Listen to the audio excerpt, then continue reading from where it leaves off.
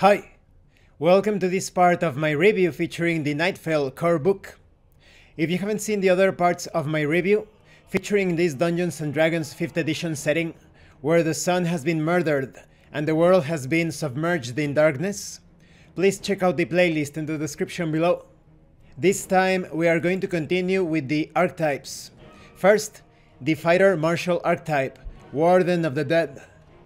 The Wardens of the Dead are an elite military order, highly trained in combining esoteric practices and martial arts. There are few proper settlements that cannot boast of such warriors, whose purpose is to stand between the creatures of the night and the inhabitants of villages, fortresses and towns. The Wardens of the Dead are not afraid of the occult, thanks to their unwavering spirit and audacity without equal. This archetype depends a lot on grim points and soul points. We are going to talk about those in a future part of this review. Suffice to say, the Wardens of the Dead wield the same darkness that they are fighting. It protects their bodies and empowers their attacks. Let's talk about some of the features of the archetype. First, we have Mark of the Dead. You can use a bonus action to mark both a weapon you wield and a target you can see within 30 feet. With the simple activation of this feature, you have advantage on wisdom saving throws for the duration of the effect. The marked weapon will deal additional damage to the marked target, equal to your wisdom modifier. If the target is an undead, fiend or aberration, and is reduced to 0 hit points while under the effect of Mark of the Dead, the marked weapon gains a number of green points, regardless of whether the lethal damage has been inflicted with the weapon. The effect of the mark ends after 1 minute, or if this feature is used on another creature. You also have Spirit of Steel. Each time you lose soul points due to encountering a vile foe, the amount lost is halved, rounding down. Any loss of soul points caused by factors other than vile foe, on the other hand, will be reduced by 1. There is also Spirit of Adamantium. Each time you lose soul points, the amount lost will be reduced by 3, to a minimum of 1. In addition, anytime you lose soul points, you can use your reaction to regain an equal amount of hit points. Next we have the Monk archetype, Way of the Four Truths. Among the followers of the old tradition, there are martial masters whose discipline leverages the awareness given by the Four Truths. Each of the Four Truths is linked to a specific secret technique handed down in temples to those who can see through the mere words recited in the truth and reach its purest intrinsic meaning. Once training is complete, the novices leave the temple to begin a path of inner growth, becoming warriors and protectors. You have techniques based on the Four Truths. For example, the Sidereal Void Touch. You begin to put your studies into practice and learn to manipulate the energy of the Sempiternal, who echoes through everything in the form of ki, and with this energy, send your enemies back into the Sidereal Void. You also have Awakening of Existence. If you start your turn at 0 hit points, you can spend any amount of ki points you choose to immediately recover a number of hit points for each ki point spent. You also have Event Horizon. Whenever you fail an attack roll, a saving throw or a skill check, you can spend a number of ki points to automatically succeed instead. Then we have the Paladin archetype, Oath of Rahidra. These devoted soldiers form the elite of the apostates of Rahidra. They draw their energy from the primeval source of power that permeates creation, and their courage lies in their sacred sense of duty to defend what remains of life against the aberrations that bear the name of Echoes of Death. Although their principles are similar to those of the clerics of creation, their role is purely warlike. Their word is punishment against the horrors of the night. Let's talk about some of their features. You have Elemental Weapon. As an action, you can coat a weapon that you are wielding with elemental energy by using the feature Channel Divinity. By doing so, you would add your charisma modifier to that weapon's damage. All weapon damage is converted to fire, lightning, thunder, or cold damage according to which one you select the moment you strike.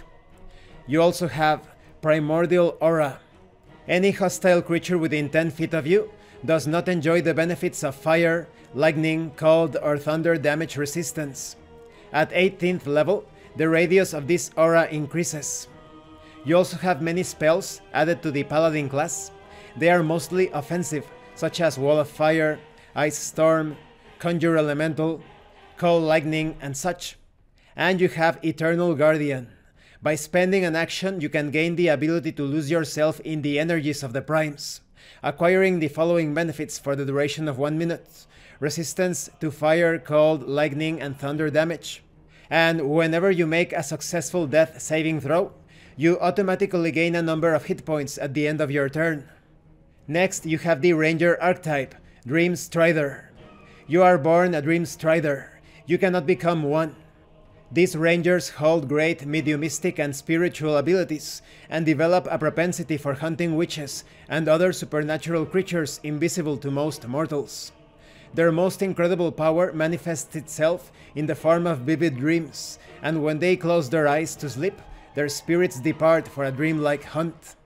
Those who are aware of this dual nature, some who know it from birth, and others who discover it later, accept and embrace their personal mission, for they know that their rare and powerful gifts derive from Sidir.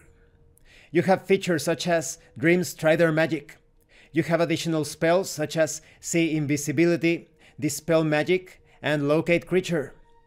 You have the Troubleshooting Branch feature.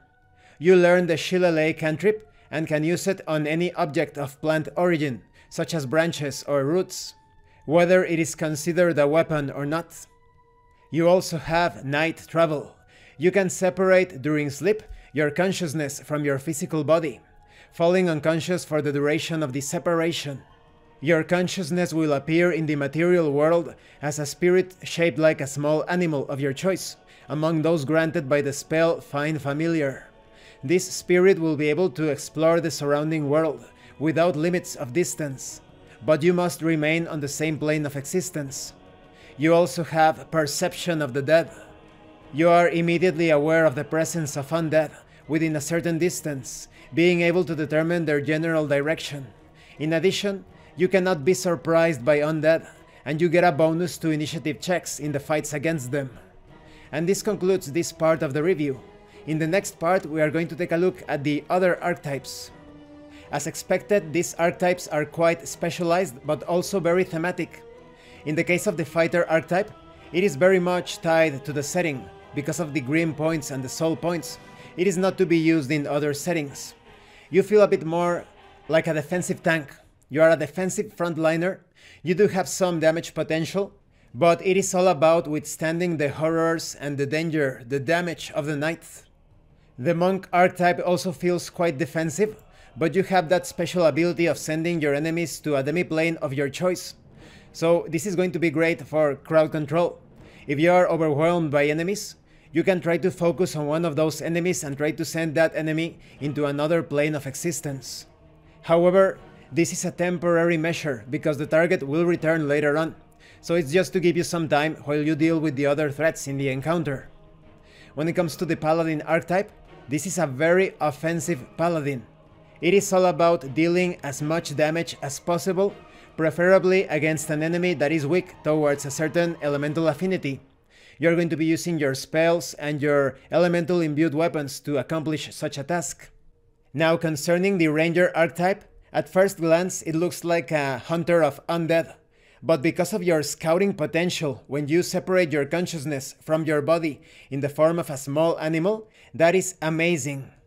You can scout quite far ahead because there is no limit, and when you encounter danger, you can immediately send your consciousness back into your body, but now you are aware of the enemies in a certain zone, potential ambushes, suspicious places and such. Very well designed archetypes altogether. Thank you for watching this part of the review, and thank you for your likes and your comments. If you have any questions or comments, please let me know. And thank you so much to those of you that are going the extra mile to support the channel.